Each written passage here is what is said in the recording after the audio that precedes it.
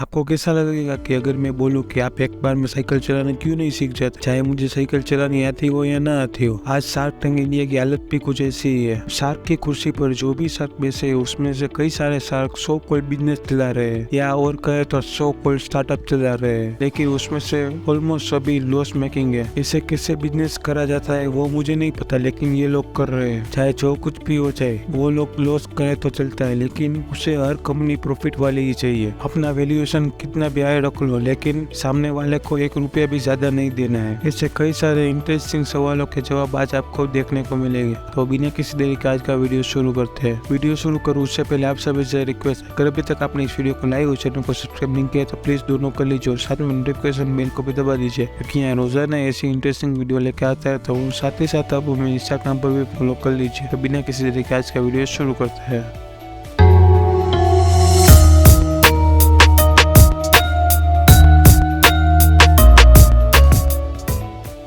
यूँ तो कहा जाता है कि शार्क टैंक इंडिया में नए नए स्टार्टअप को लाने के लिए भगवान बनकर सबको एक्साइटेड कर रहा है, और ज्यादा से ज्यादा लोग स्टार्टअप में आए उसके लिए रास्ता खोल रहा है। सब लोगों का बिजनेस और स्टार्टअप के लिए जो नजरिया है उसे भी बदल रहा है। क्या सच में? चाहिए जानते हैं। आज के वीडियो में एक एक करके सब शार्क के पोल खोलने वाले हैं। जो भी लोग वहाँ पे ज्यादा बोल रहे हैं और उसकी सच्चाई क्या है वो भी आज आपको देखने को मिलेगी। सबसे पहले हम बात करेंगे जो अभी शार्क में सबसे ज्यादा कंट्रोवर्सी में आते हैं, ऑस्टिन ग्रोवर।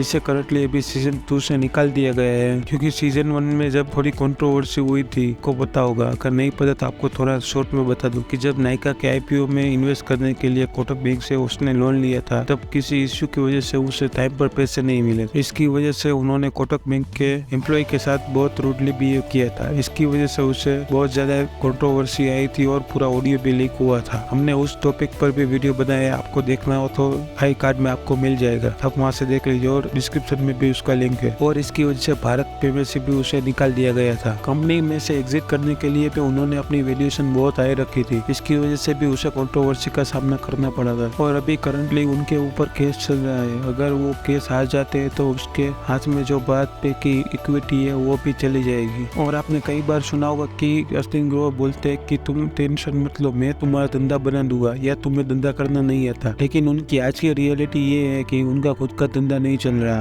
रिसेंटली उन्होंने तकरीबन 5,000 करोड़ प्लस का लॉस उन्होंने बुक किया था, और इन सबको प्रॉफिट वाली कंपनी चाहिए। अब बात करेंगे शादी.com के फाउंडर अनुपम मित्तल के बारे में।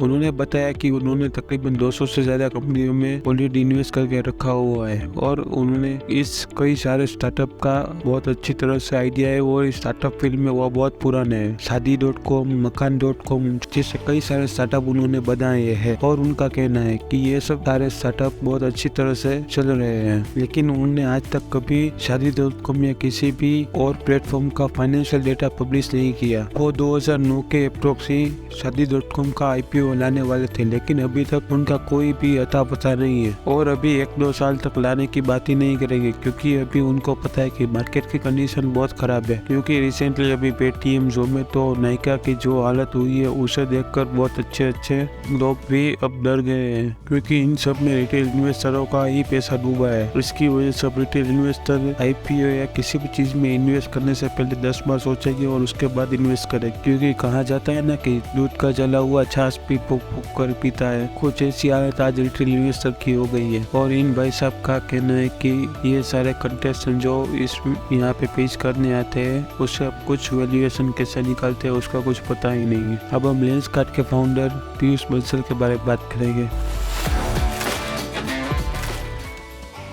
करंटली उन्होंने सिर्फ लेंसकार्ट को वीसी के फंड के ऊपर ही जिंदा रखा है, क्योंकि आप अगर रिसेंटली फाइनेंशियल देखोगे तो आपको पता चलेगा कि लेंसकार्ट का कोई भी पिछले 10 सालों में प्रॉफिट नहीं हुआ है। FY 2022 में उन्होंने तकरीबन 105 करोड़ का लॉस बुक किया था। पता नहीं उनको ऐसे वीसी कहाँ से मिल जाते हैं। उनका सपना था कि इंडिया में सब लोग है वो चश्मा पे, लेकिन उन्होंने अपने वीसी को ही चश्मा पहना के रख दिया है। पता नहीं ये कब प्रॉफिटेबल होगा या नहीं, ये भी एक सोचने वाली बात है। अब हम मामा के फाउंडर खजर अहमद के बारे में बात करेंगे। अभी मामा अर्थ बहुत ज्यादा चर्चे में क्योंकि उन्होंने रिसेंटली अपने आईपीओ के लिए DRHP फाइल किया था। अगर हम कुछ मीडिया सोर्स के माने तो उन्होंने अपने DRHP में उनकी वैल्यूएशन 24,000 करोड़ रखी है और अगर उनका प्रॉफिट देखे तो उसके सामने यह कुछ भी नहीं है। उन्होंने हर बार अपनी स्टोरी बेची है, कभी उन्होंने प्रॉफिट या कोई फाइनेंशियल के बारे में बात ही नहीं की। हर बार वो सिर्फ एक ही बात करती है कि मैंने ये सब अपने बेबी के लिए करते करते इतनी बड़ी कंपनी खड़ी कर दी। क्या ऐसा सच में होता है? आपने देखा है? अगर ऐसा होता तो पता नहीं मैं कहाँ पहुँच गया होता। अब हम बात करने वाले हैं नमिता थापर के बारे में। आगे वाले तो फिर भी ठीक थे कि उन्होंने चाहे प्रॉफिटेबल हो या लॉस मेकिंग हो, उन्होंने अपनी मेहनत से कुछ स्टार्टअप तो बनाया है, लेकिन इनको क्यों बिताया गया है ये मुझे पिछले 2 सीजन से पता नहीं चल रहा। क्योंकि ना उन्होंने कुछ मेहनत करके कोई स्टार्टअप बनाया है, ना कुछ ऐसी लॉस मेकिंग कंपनी को कुछ ड्रास्टिक चेंज लाकर उन्होंने प्रॉफिटेबल कर दिया है। और बात रही MQ फार्मा की, तो वो पहले से अच्छा कर रहा है। अगर ये यहाँ होती या ना होती तो कुछ ज्यादा दिक्कत या कुछ ऐसे ड्रास्टिक चेंज तो ला ही नहीं रही। ये पापा की परी को यहाँ क्यों बिठाया गया है? एक इंटरव्यू में उन्होंने बोला था कि मैंने बहुत स्ट्रगल किया है। क्या इन्होंने भी अनन्या पांडे की तरह स्ट्रगल किया है? आप हमें कमेंट करके जरूर बताना। और ये कोई जोक नहीं है बल्कि एक सोचने वाली बात है, क्योंकि बोलने में और करने में बहुत ज्यादा डिफरेंस है। अब हम बात करने वाले हैं अमन गुप्ता के बारे में, जिन्होंने बहुत कंपनी की शुरुआत की थी।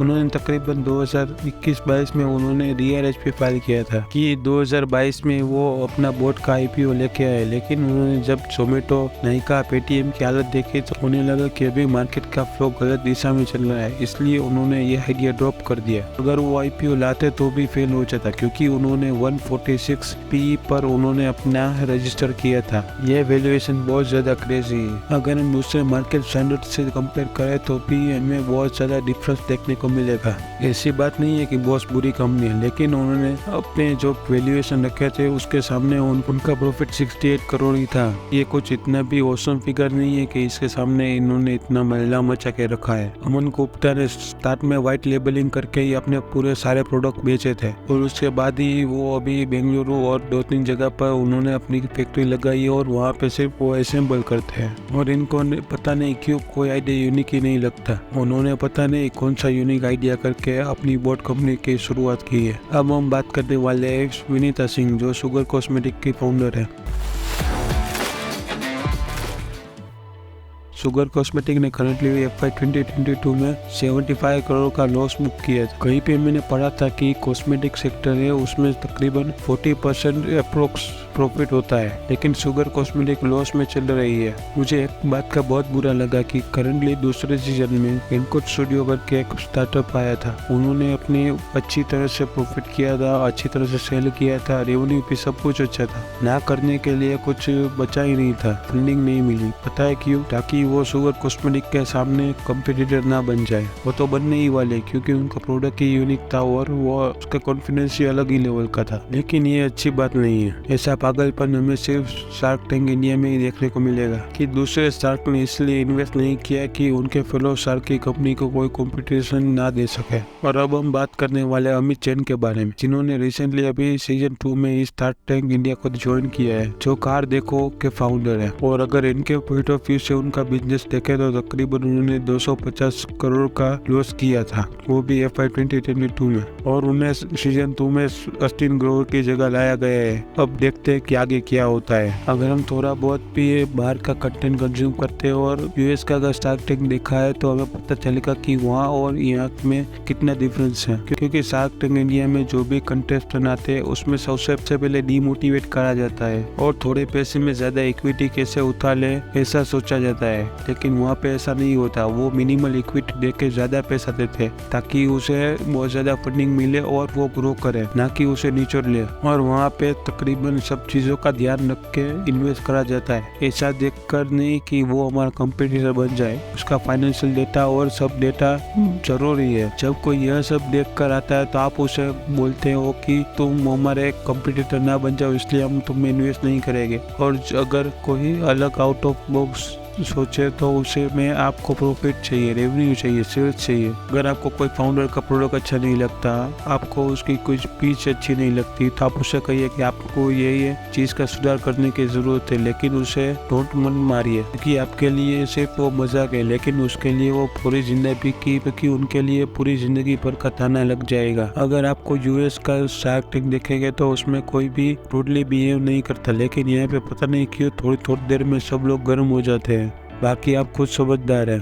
आपके दिमाग में कौन कौन से लोग हैं जो ऐसे शार्क नहीं, जो वीसी के फंड के ऊपर पूरा धंधा चलाते हैं, लेकिन अपने खुद के दम पर कुछ किया है, आप उसे वहाँ पे देखना चाहते हैं? आप हमें कमेंट करके जरूर बताएं। आप कौन से नेक्स्ट टॉपिक के ऊपर वीडियो चाहते हैं वो भी आप कमेंट करके जरूर बताना। Thanks for watching.